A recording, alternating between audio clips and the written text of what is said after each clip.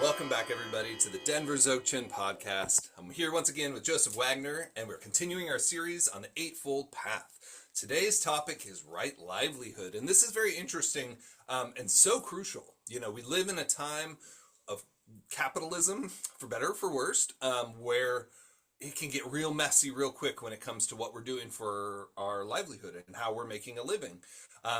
When you look at the traditional structure of Buddhism is mostly monastic, and it was based on just an open bowl and receiving what you receive, right? This was the ideal of the origin of our tradition.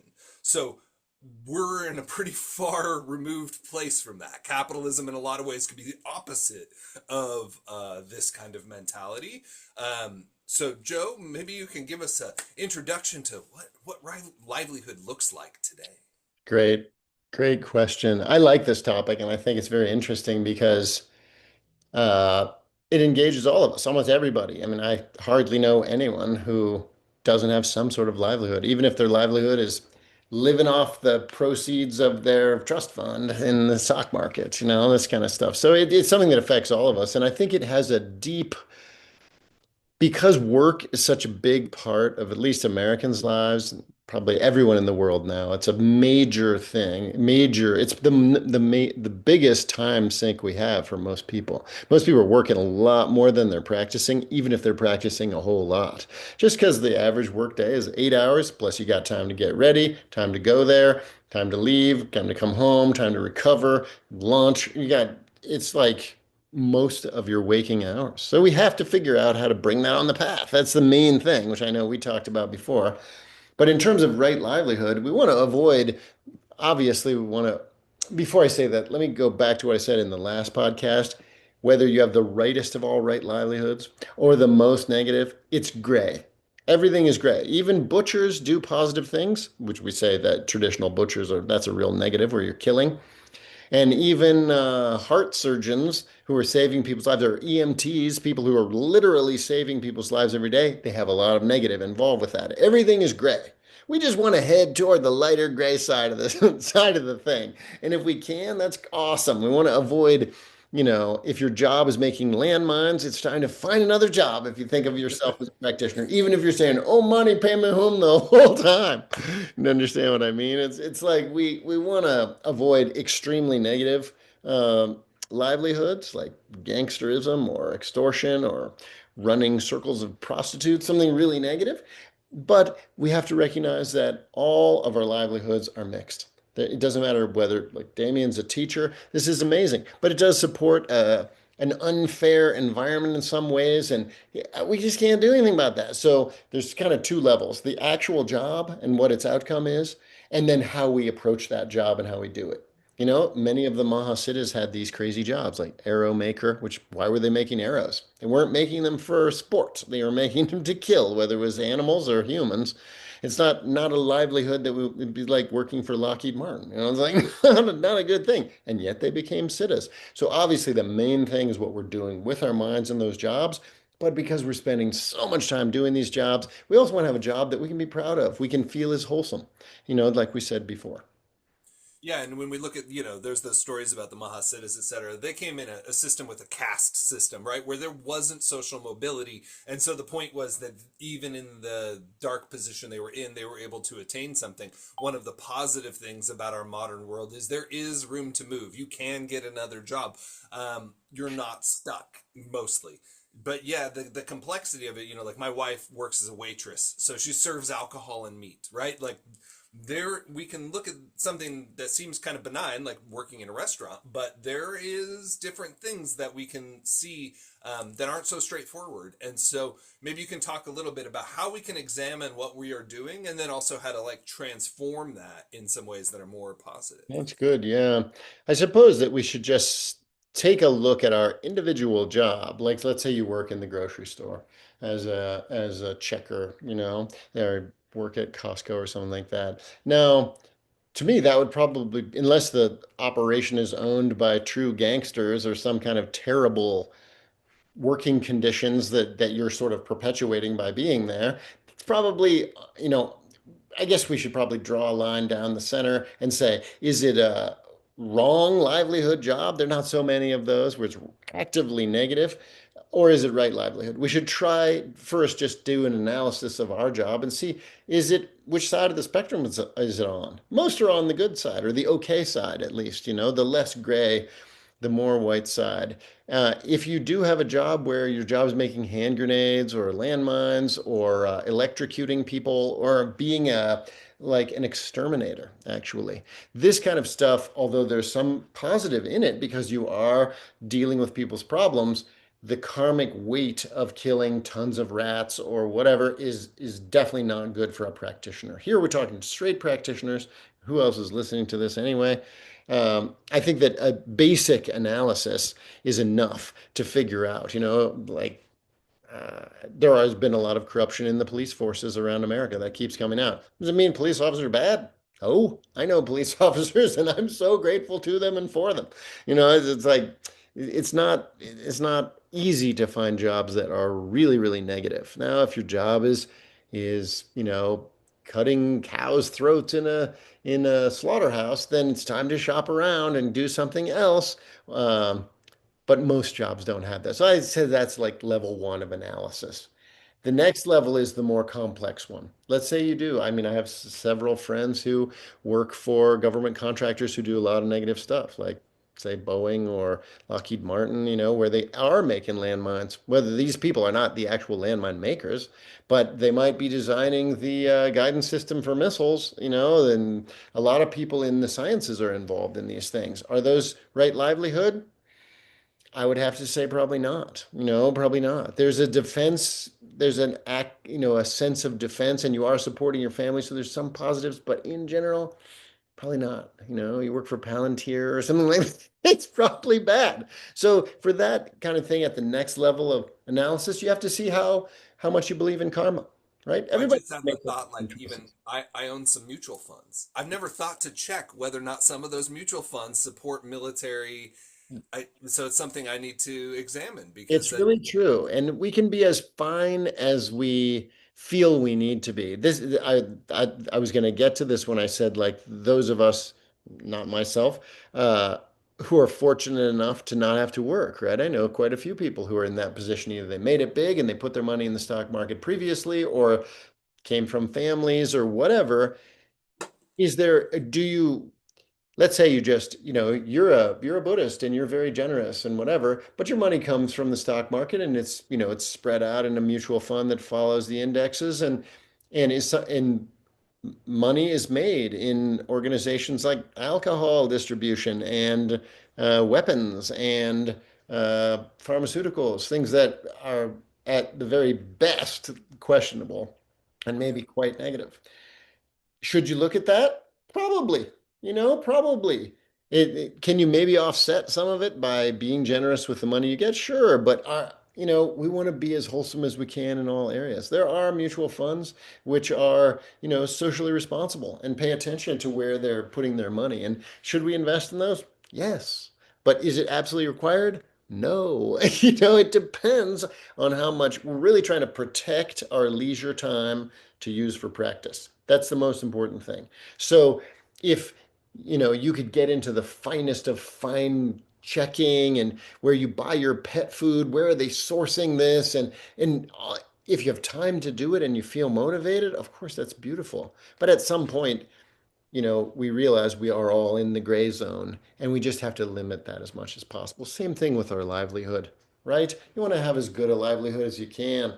And if you have one that isn't particularly wholesome, then you want to do it as lightly as possible and try to change. Maybe you can't change. Then you can only stay within that and do the best you can within that. Be the positive force inside of that. In general, if your job is assassin, then you gotta shop around. It should be easy. But in general, we don't have to face those choices, right? It just depends on how fine our observation is going to be, yeah, right? Guru Rinpoche has said, although my view is as high as the sky, my attention to the details of karmic ripening are as fine as Tsampa flour, which is a very, very fine type of barley flour. Should we be like that? Yes. Should that be the only focus of our lives? No, right? At some point, you do realize, like, wow, I can't control this. And then it's okay to let go of that and do the most wholesome things you can in your own personal life.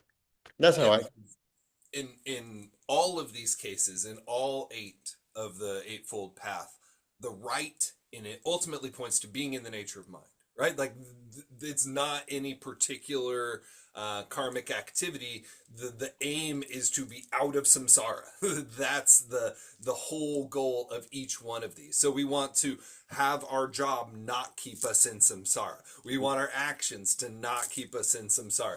We're looking at each one of these Exactly. things and seeing what is tying us to this life, and tying us to these karmic webs. And so we, as you said, we don't want to spend all of our time, because there are people like this who just kind of like justice warriors, right?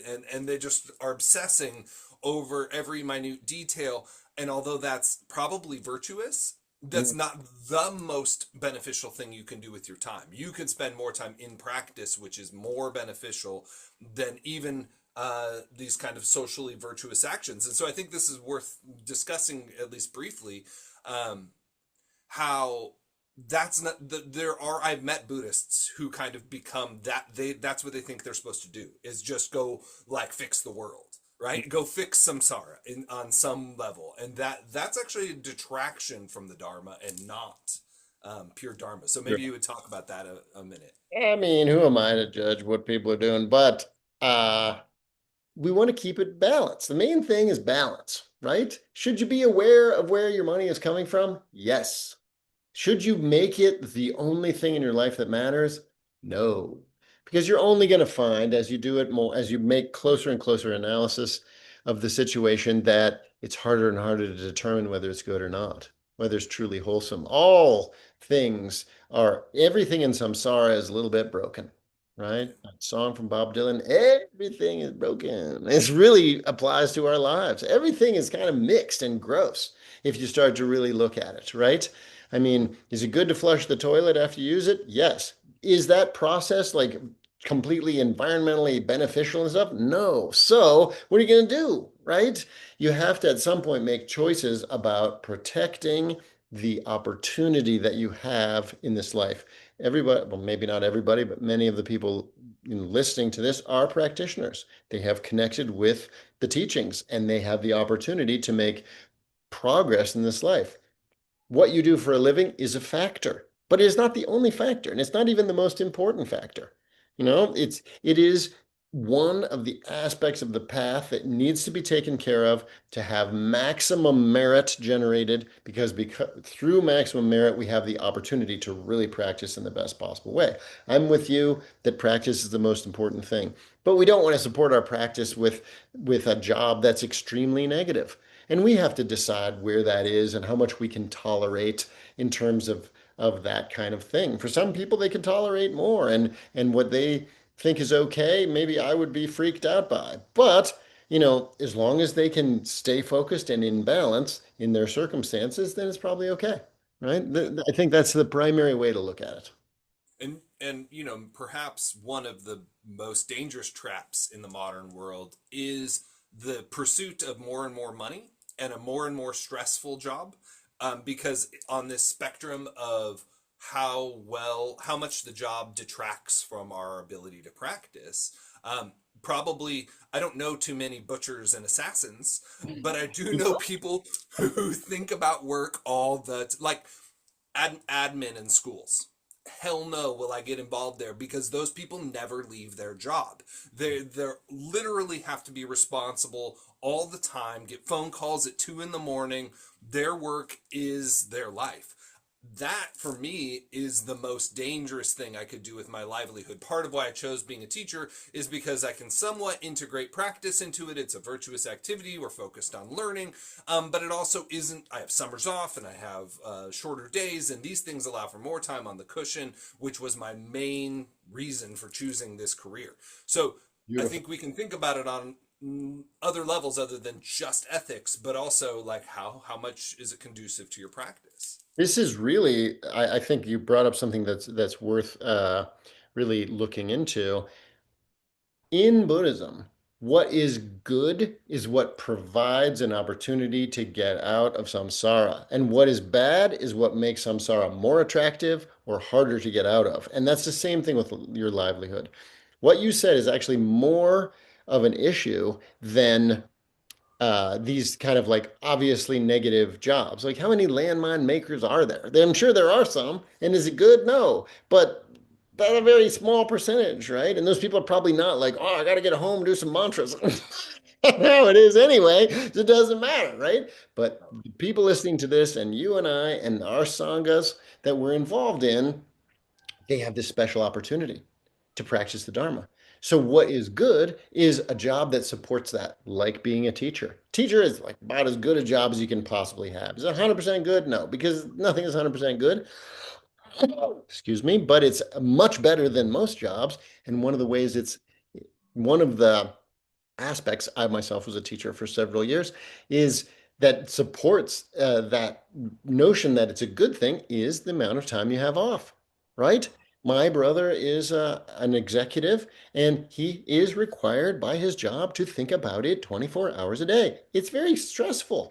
He makes a lot of money and he can use that for all kinds of wonderful things and pursuing Dharma activities. He's also a practitioner. But if every moment when you relax your mind, it's filled with, oh my God, did I respond to that email? Or what does it mean that this meeting is taking place without me? That would also fall into wrong livelihood, and that's much more what we should be focused on than these kind of like grotesque things of being butchers and stuff. Very rare. And also, most butchers are not practitioners, so it doesn't even matter from this perspective. In our lives, we want to protect what we have. We met the Dharma, we found interest. Maybe we have a teacher. We know what to do. We know how to proceed. We want to try to do that as much as we can. And we want to bring every aspect of our lives, our actions, our thoughts, our speech, our jobs into alignment with that. That's the primary thing. Yep. And that's the main focus. And I think that you said that very well. We want to try to find a job. It's not the easiest job ever, but it's a job in which A, we can practice while we're doing it to some degree, or at least we can try to bring it virtuously on the path, which we'll talk about in a moment about how to do that. And also, it provides us with enough leisure that we can do these other activities. We can make tsatsas or make prostrations or go circumambulating, go on trips, go out in nature and meditate, look at the sky. That stuff is what's really going to get us out of samsara, not being a doctor. Being a doctor is extremely meritorious and virtuous and beautiful, but it's also incredibly time consuming and difficult. And as a result, it might not be the most supportive environment. It just depends on the person. Yeah. So we have to find something that, like our show is called Denver Dzogchen Podcast. Have you even heard the word Dzogchen? I imagine most of the listeners have some inkling of that, or at least made a connection to that teaching. Then you have achieved the highest thing merit could get you in some ways. Like I think I have to remind myself this. The connection to Vajrayana and Dzogchen that I have made in this lifetime in so many ways is the pinnacle. What people worked lifetime after lifetime as doctors and saving lives to accumulate sufficient merit to have a life like this, to encounter these teachings. So now is not the time to keep focusing on more and more and more and more merit in that kind of like outer way, but instead time to apply the teachings. And that is like, I have to remind myself of this. I love that. I'm going to read a little quote from Thoreau. I love anytime I get a chance to quote Thoreau, I like to do that because just the first few chapters of Walden are a really good way to look at life. He's got a really cute quote in here that I think is exactly what we're talking about here. And if you think about this, and it's found in the first chapter of Walden, in the economy chapter, I think, it it gives you the perspective. Before I say it, we talk about Dzogchen being incredibly amazing series of teachings and understanding of the world. What is Dzogchen? It's about wholeness. What is the Eightfold Path about? It's about wholeness, bringing our whole lives into the service of the highest possible reaches of understanding that we can accomplish. So if we think about it that way, whole and wholesome, they're related. You don't have to think too much more, right? Things that are wholesome are things that encourage a sense of peace, a sense of openness, a sense of completeness. And that's exactly what Dzogchen's about. So, with your permission, I will read this little quote. He's talking about getting your basic needs met. And he says, when a man is warmed, here, man, woman, when a man is warmed by the several modes which I have described, what does he want next? Surely not more warmth of the same kind, as more and richer food, larger and more splendid houses, finer and more abundant clothing, more numerous, incessant and hotter fires, and the like. When he has obtained those things which are necessary to life, there is another alternative than to obtain the superfluities, and that is to adventure on life now, his vacation from humbler toil having commenced. This is, to me, I'm glad I had that because it's exactly right. Enough. We're looking for enough. How much is enough? It depends on the person, it depends on their requirements. But nobody needs 18 Maseratis. I met someone at a party recently, and he was very proud to tell me, and bless his heart, that he had 60 cars. And I was like, wow, that's incredible, is what only I could say. To me, it seemed absurd. Now, we have this opportunity as practitioners, and what is it? To adventure on life now. And in our particular context, that means adventure on the path in a real way. The easier your job is to leave at your job, the better it is. The more it sticks around and you're thinking about it when you're not there and you have to plan or recover or prepare, then in this particular context, the worse it is because it doesn't allow you to have the freedom to be complete and whole, which is the whole purpose of Dzogchen. So I also recommend everyone read Walden at least once. It's just full of these little gems of wisdom. Yeah, this minimalism is so crucial. And like I started out in education as a paraeducator, and I loved that, and I would still be doing that, but I have a family and I couldn't afford it anymore. So then I had to get my teaching degree and get my master's degree and all of this.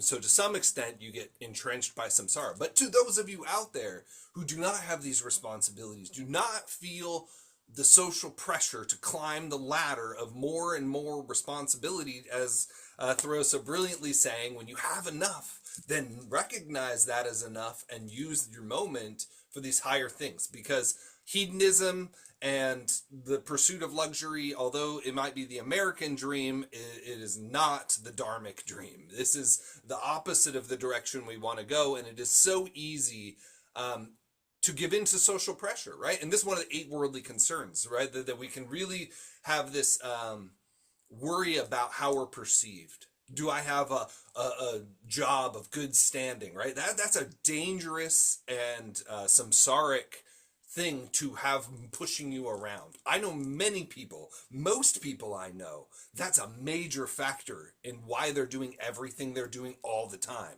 What does it look like? How am I perceived based on my job and my standing in that job? And Well, this is a terrible way to spend your life. They're not happy people that live this way. yeah, they never get a chance to adventure on life now. You use the word luxury, which makes me think of another Thoreau thing in that same chapter. He says, of a life of luxury, the fruit is luxury. And that's exactly right. And is it wrong to have some luxury? No, we live the most luxurious lives that have ever been lived by anyone in the history of the world, much more than great kings of Mesopotamia. I mean, we have everything, flush toilets too. You know, we already have it. We've already got the opportunity in most cases to adventure on life now, but we have to control our appetites.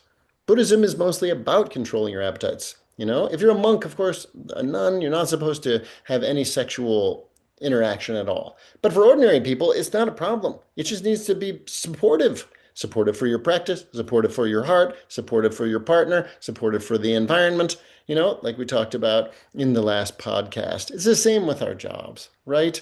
The more we can control our appetites, which really has mostly to do with just paying attention, Drenpa, mindfulness of the situation.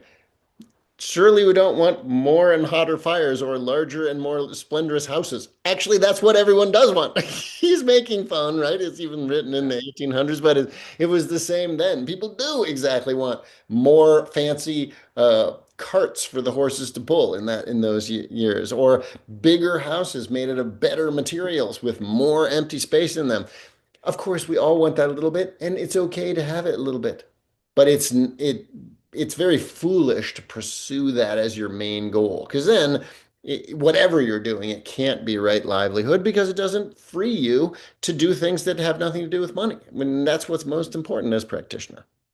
I think that something I do all the time, and I think is so important that everybody does, is take the little 5 seconds to do the thought experiment. If I had that, how would I feel? Mm. And you can quickly notice that you could stick me on a beach in the middle of Hawaii, and it wouldn't be long before I was bored out of my mind with that and want something else. Right? There's no condition in which in this whole samsaric world, in all of samsara, from top to bottom, in which there is not dissatisfaction. That is the nature of this place, and we need to contemplate. There's no job good enough, no paycheck big enough, no house big enough. No, there's no limit. Like, we just adapt to wherever we are. As you so perfectly stated, we already live in all of history's idea of luxury. Or even if you live in a small downtown apartment, you live in luxury compared to most people through most of time. Yeah. So we've already achieved it, and what do we want? More. Because it's the craving, as the Buddha so clearly pointed out, that's keeping us here. We're just chasing one thing after another, and we will never be satisfied. And I often think, well, if I owned a home instead of an apartment, I'd be happy. But no, as Pacho Rinpoche said, if you have a house now, I have house problems, right? Right now I have an apartment and I can call maintenance and they'll show up and come fix something in 2 seconds. If I have a house now, I've got to do it. All of this is how samsara is. The more we get, the more problems we have, and they don't actually bring us this happiness that we think it will, because we don't think about it. We just think, yes, I'm moving that direction and I'll get happier and happier. But that's not the case. These billionaires do nothing but think about money. It's insane. I don't know any billionaires. I don't know what they think about, but I don't have any chance to become one, so I'm good. I think that one final thing we should say or address is how do we bring the most benefit to the job that we have? Because certainly we're not telling people to quit their job and look for something that's wholly righteous or whatever, as not at all what we're saying. And it's just trying to pay attention. One thing I've found, and I know I encourage you to do this, and I do it as myself, is when let's say you have to drive to your job, right? Some people don't, but we'll just put it in that context. When you're sitting in your car, just before you get out of your car, you make a little card if you need to remind yourself, and it just says, have the right attitude and give rise to a sense of today I'm going to bring benefit to those I interact with. I'm going to bring benefit through my work. I'm going to bring benefit to my coworkers, my underlings, whatever it is, the cleaning people, all those who I interact with, I'm going to bring benefit to them. That's my goal. And at the end of the day, because you surely will have brought benefit if you have even if you have a terrible job, you still have some benefit in there. At least you're, supporting the environment for other people to make money or whatever. Dedicate the merit. If you sandwich your job, you bring up the right attitude. I'm going to do this for the good of everybody. And then you do it. And when you get back in your car, it says dedicate. You're like, oh yeah, I bring together this merit. I dedicate it to all beings. May they be attaining freedom. If you just do that, you turn no matter what your job is into something of a right livelihood job. And if you catch yourself, like you said, sometimes you can say mantras at work, or you can, concentrate your energy on others in a way that will bring them benefit, or you can figure out ways to do things that are less environmentally stressful or whatever, then you can do that during your job too, and you can dedicate the merit from that. And we want to do that as much as we can. Then we turn even whatever level of grayness in our livelihood, we turn it into the best possible situation because a lot of times we can't control it that much. So we just want to start the day with, may I do this job for the good of everybody, and at the end, whatever goodness I created, may all share in it. If you do that, then there's a whole different environment there possible. Yeah, and I want to say, like Garchen Rinpoche just recently said, if you work all the time, then you practice all the time. Mm. And I think that's the attitude we have to have, because as an aside to everything else we were saying about minimizing it and etc., then to whatever level we do all have to work a lot, because that's the condition of our modern world, then we can transform all of our work into bodhicitta activity, because we can see it as you said, by taking refuge and cultivating bodhicitta and dedicating the merit, then we turn all of the activity of the whole day into something driving us forward on the path, because our intention matters so much. One thing I do is I have my phone remind me to say a 7 branch prayer every couple hours. This helps me do exactly what you're saying, to keep my orientation towards practice no matter what I'm doing, even if I'm at work. And then we don't have to feel despair about the fact we have to spend so much time at work, because that's the other pit we can fall into, which I have many times, is that I wish I had more time for retreat or practice, etc., and I wish I didn't have to go to work. This way we can really make our work into our path, and we don't need to see it as separate. We can have more of a pure view about it. Fantastic. I don't have Yeah. anything more than that. Thank you. Thank you. And thank you, Garchen Rinpoche. He always has great ideas. Like, yeah, wear one of his Liberation Through Seeing t-shirts. That's what he does to benefit beings all the time. There's little things we can do to bring the practice into our lives more. These little skillful methods that the Tantras are so good at. So, as always, thank you for listening to our show. I hope you continue to enjoy it. We will wrap up this series here before very long, and then who knows where we will go. If you have suggestions or ideas for shows, please put those in the comments. I appreciate that. I appreciate when you like and subscribe and comment and share and click the bell to get notifications. All these things help our little show chug along in a algorithm that's impossibly large, and also help bring this show, if it benefits any practitioners. We don't have that many resources as practitioners in the world, in the West, so hopefully this supports you a little bit. And thank you so much for watching. Thank you, Joe, and we will see you Pleasure. next time. That was great. Good to see everyone.